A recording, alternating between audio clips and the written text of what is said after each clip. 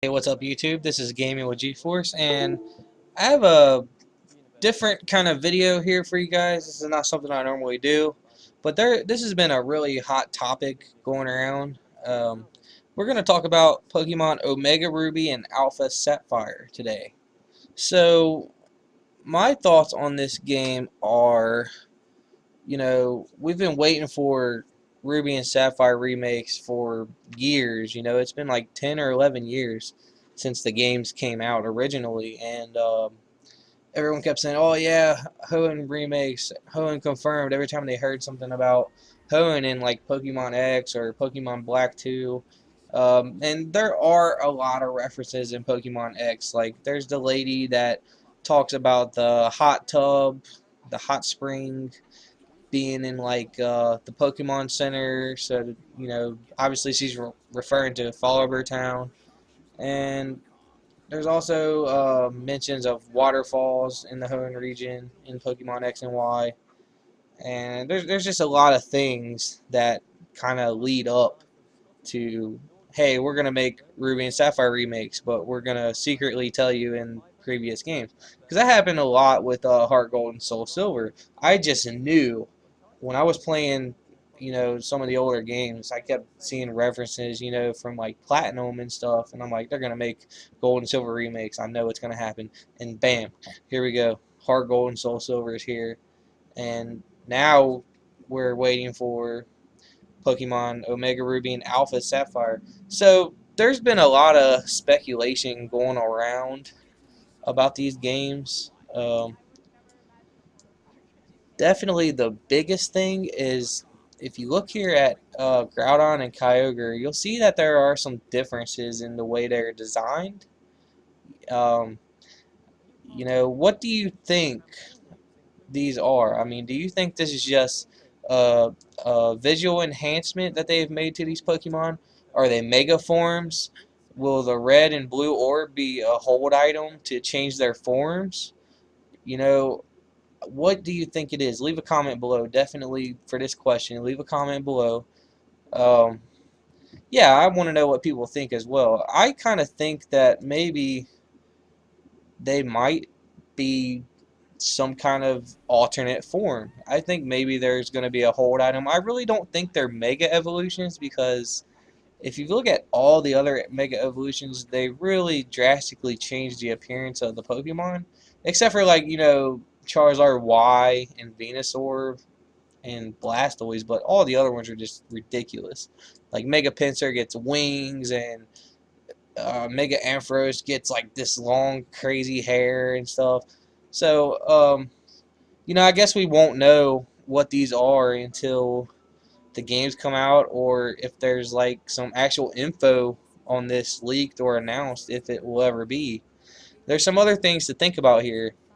It has been reported by Nintendo Insider that Omega Ruby and Alpha Sapphire will bring a big change in the way Pokemon battles happen. So let's think about this for a second. With the introduction of Sky Battles in Pokemon X and Y, you know, this is a completely new thing here. With the introduction of Sky Battles in X and Y, do you think that in Ruby and Sapphire, do you think that we will have battles under the water? You know, how you can dive. I mean, you can battle wild Pokemon under the water in Ruby and Sapphire in the originals, so why not have a trainer battle under there? That would be so cool if there were battles that take place while you're in the dive areas that only certain Pokemon can, uh, participate in.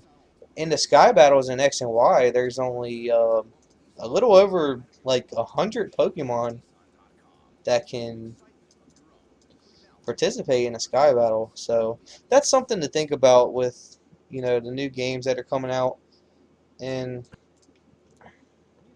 there's also been some speculation. This is just all speculation. Like besides the battle thing, I mean, we really don't know what it's going to be. But there's also been speculation about the Pokemon World Tournament making a return in Omega Ruby and Alpha Sapphire. If you remember from like Black and White 2, where you go to the arena and you battle, like you can battle the gym leaders, you can battle like the Kanto gym leaders, the Johto gym leaders, you can, you know, rebattle all the Unova gym leaders. So my thing is with this is if they do bring back the World Tournament, um, if I recall correctly, they only allow you to use like 4 Pokemon when you're battling there, like three or four Pokemon when you're battling in a World Tournament. I think if they're going to bring that back, then they should just full out let you do a 6v6 versus the gym leader. That way you get like the full thrill of rebattling the gym leader at a higher level with better Pokemon, higher evolution forms, and maybe possibly even some Mega Evolutions because there's a lot of gym leaders that have Pokemon that there are Mega Stones that exist for them. So why not make them Mega Evolve to make it even more of a challenge? Because most Pokemon get like 100-point stat boost on like 3 stats when they Mega Evolve. So that'd be very interesting to see if they bring this stuff back. It'd be a nice nostalgic thing to play in a new game. Like you're going back 2 gens again, even though this is a brand new game. Going back 2 generations. And there's another thing I wanted to talk about. I know they really focused a lot on this in Heart Gold and Soul Silver, but I think every game should have where your Pokemon, if it's in the first slot of your party, it should definitely follow you around. I think that is just such a cool thing. It's not nothing that really affects gameplay, and it doesn't get in your way or anything like that, but I just think it's neat to see your Pokemon just trailing behind you on your adventure. And I'd hope to see something like that in a future game. I'm sure they're probably not going to do it in this game, but it would be nice to see that again as a Heart Gold and Soul Silver. I guess they were kind of trying to bring back like some Gen 1 stuff since you go back to Kanto, and they wanted to mix a little bit of yellow version in and a little bit of crystal version in. You chase Suicune around. You don't do that in Gold and Silver, but in Heart Gold and Soul Silver you do just like pretty much just like you do in Crystal. You know, it's a bit different, but it's not nothing crazy. And there's another thing. I'm trying to think here. There's another thing I also wanted to talk about. There has actually been some crazy speculation going on about these games possibly not being in 3D. Now, with Pokemon X and Y, they weren't really focused on um, a whole lot of game mechanics. It seems like this was a whole new thing.